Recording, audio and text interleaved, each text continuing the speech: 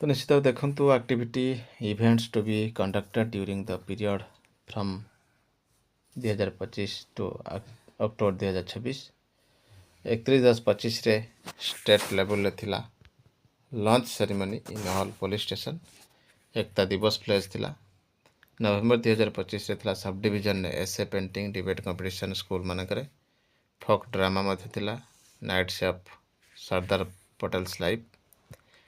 December 25 थिला sub division level ले पदयात्रा at block and district level rural youth unity camp.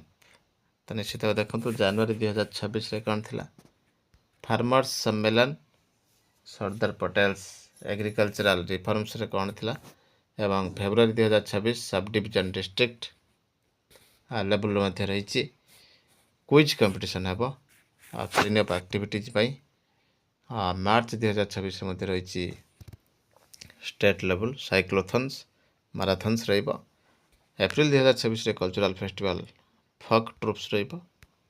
ये तमाम वर्ष सारा कौन कौन लेवल रही एवं शेष अक्टोबर 2026 रे स्टेट और नेशनल लेवल ले यूनिटी परेड हम एवं स्टेट कैपिटल मानकरे कनेक्ट रहिबो live with statue of unity cultural performances themed on integration.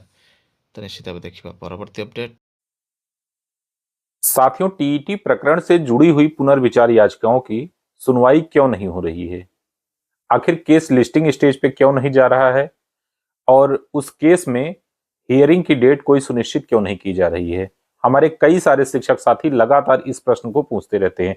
जैसे जैसे समय बीतता जा रहा है, शिक्षक जब भी मुलाकात होती है तो उनका एक ही प्रश्न होता है कि सर क्या हुआ, पुनर्विचार याचिका की कोई डेट नहीं मिल रही है।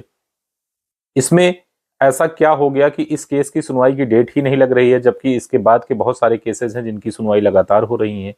हमारी टीईटी प्रकरण की पुनर्विचार याचिकाओं पर सुनवाई क्यों नहीं हो रही है? तो इन सभी प्रश्नों का आज मैं इस अंक में जवाब देने वाला हूं। साथियों, जैसा कि हम सभी जानते हैं कि 1 सितंबर 2025 को माननीय उच्चतम न्यायालय ने यह कहा, जो भी हमारे ऐसे शिक्षक जो बिना शिक्षक पात्रता परीक्षा को पास किए हुए अपनी सेवा दे रहे हैं, उन सभी शिक्षकों को 2 वर्षों में टीईटी पास करना अनिवार्य होगा, अन्यथा उन सभी को अपनी सेवा से हाथ धोना होगा। और ऐसे शिक्षक जो 5 साल से कम जिनकी सर्विस बची हुई है, उन्हें टीईटी से छूट दी जाएगी, लेकिन इन सभी के लिए टीईटी अनिवार्य रहेगा प्रमोशन के लिए। अर्थात अगर आप प्रमोशन चाहते हैं तो चाहे आपकी सर्विस 5 साल से कम हो या उससे ज्यादा, कोई लेना देना नहीं, आपको टीईटी पास करना ही होगा, अन्यथा आपका प्रमोशन नहीं होगा। इसका एक नजीर महाराष्ट्र सरकार का जो नोटिफिकेशन आया है प्रमोशन को लेकर के, उसमें आप देख भी सकते हैं। साथियों, इसके बाद से सभी राज्य सरकारें जो है शिक्षकों के लिए प्रयास करने लगे कि कैसे इससे उनको निजात दिलाया जाए, और इसी क्रम में सबसे पहले उत्तर प्रदेश राज्य सरकार ने पुनर्विचार याचिका दाखिल कर दी थी। जैसा कि पिछले अंक में मैंने बताया था कि पुनर्विचार याचिका जो उत्तर प्रदेश राज्य सरकार की तरफ से दाखिल की गई थी, उसमें जो डिफेक्ट्स थे उन डिफेक्ट्स को दूर कर लिया गया। कमोबेश जिन जिन राज्यों से पुनर्विचार याचिकाएं आई थी उसमें कुछ ना कुछ डिफेक्ट्स थे, ज्यादातर डिफेक्ट्स को दूर कर लिया गया। और हमने पिछले अंक में यह भी बताया था कि डिफेक्ट सारे दूर हो गए हैं और लिस्टिंग की प्रक्रिया प्रारंभ हो रही है। लेकिन साथियों, आपको बता दें कि हमारे कुछ एक ऐसे राज्य हैं जो अब भी पुनर्विचार याचिकाएं लगातार दाखिल कर रहे हैं। उड़ीसा राज्य सरकार की तरफ से हाल ही में पुनर्विचार याचिका उच्चतम न्यायालय में दाखिल की गई है अंजुमन तालीमी ट्रस्ट वर्सेस महाराष्ट्र सरकार केस में, और वहां के जो शिक्षक हैं उनको टीईटी से छूट देने की मांग की गई है। उच्चतम न्यायालय से ये प्रे किया गया है, ये प्रार्थना की गई है कि हमारे जो भी शिक्षक हैं जिनकी सेवा की सुरक्षा पर आन बनी है, उन्हें टीईटी से छूट दिया जाए। साथियों, अब आप स्वयं सोचिए कि 3 महीने 4 महीने का समय बीत चुका है, राज्य सरकारें जब अब लगातार पुनर्विचार याचिकाएं दाखिल कर रही, अभी तक पुनर्विचार याचिकाएं दाखिल कर रही हैं, तो पुनर्विचार याचिका जब भी दाखिल होगी तो उसमें कम से कम 1 से 1.5 महीने का समय उसकी पूरी प्रक्रिया में लगेगा, और उस प्रक्रिया के बाद ही लिस्टिंग का स्टेज आता है, तब तक पता चलता है कि कोई एक नया राज्य पुनर्विचार याचिका दाखिल कर दिया। तो साथियों, मूल वजह यही है कि अभी तक जो है यही नहीं आइडेंटिफाई हो पा रहा कि कितने राज्य हमारे पुनर्विचार याचिका दाखिल कर चुके हैं और क्या बाकी बचे हुए राज्य पुनर्विचार याचिका आप दाखिल नहीं करेंगे। साथियों, आप ये समझिए कि जैसे शुरुआत में 4-5 राज्यों ने दाखिल किया था, बाकी कुछ हमारे शिक्षक संगठन दाखिल किए थे, कुछ एक स्वतंत्र रूप से पुनर्विचार याचिकाएं दाखिल की गई थी, सबको बंच करके एक साथ सुनवाई की बात आगे बढ़ जाती। लेकिन उसके बाद आप लगातार देखेंगे हर महीने कोई ना कोई एक राज्य जो है पुनर्विचार याचिका लेकर के आ जाता है। अब वो पुनर्विचार याचिका आई, उसके डिफेक्ट्स को सही करवाया जाएगा, उसके बाद लिस्टिंग की प्रक्रिया जब तक शुरू होती तब तक पता चला कोई और राज्य आ गया। तो साथियों, आप ये मान लीजिए कि पुनर्विचार याचिका को दाखिल करने का जो लास्ट समय निर्धारित किया जाएगा उच्चतम न्यायालय की तरफ से, तब तक राज्य सरकारें जो है वो आती रहेंगी और मुझे नहीं लगता कि तब तक कोई सुनवाई की डेट निर्धारित हो पाएगी।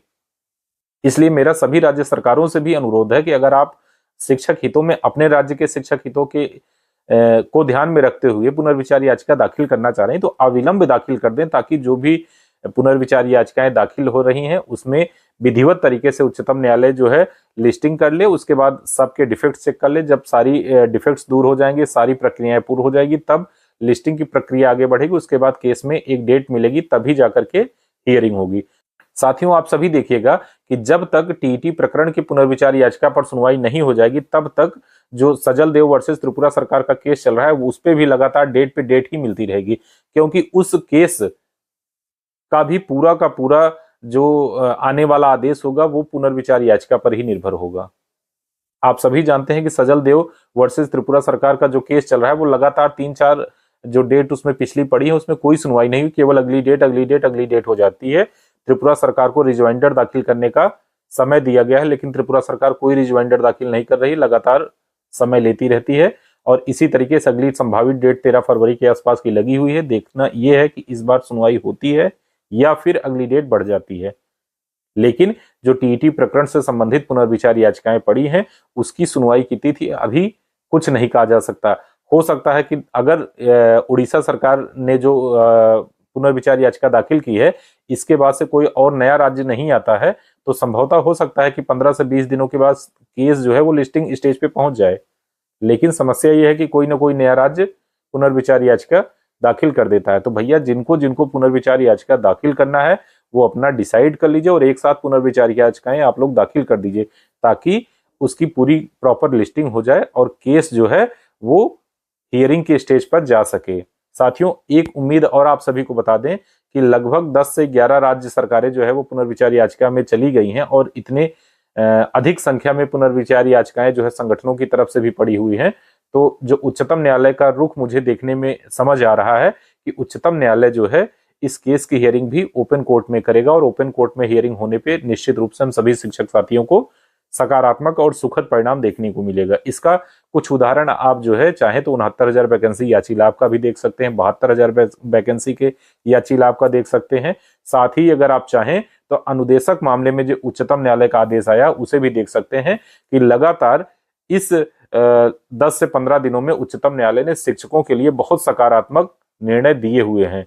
निश्चित रूप से 1 सितंबर 2025 का जो आदेश आया था वो शिक्षकों के लिए पीड़ादायी रहा, निराशाजनक रहा, नकारात्मक रहा, लेकिन इसके बाद से जो बहुतायत डिसीजंस आ रहे हैं उच्चतम न्यायालय की तरफ से वो शिक्षकों के लिए सकारात्मक आ रहे हैं, शिक्षकों के पक्ष में आ रहे हैं। तो निश्चित रूप से मुझे इस बात से बिल्कुल उम्मीद बंध रही है कि जब ओपन कोर्ट में टीईटी प्रकरण से संबंधित पुनर्विचार याचिका की सुनवाई होगी तो सकारात्मक रुख वहां से हम लोगों को देखने को मिलेगा और जो भी हमारे वरिष्ठ शिक्षक हैं उन सभी को टीईटी से राहत जरूर मिलेगी। साथियों, इस विशेष अंक में यह जानकारी आप सभी के साथ साझा करना चाह रहे थे। ऐसी ही अन्य जानकारियों में आप हमारे साथ जुड़े रहें। बहुत बहुत धन्यवाद।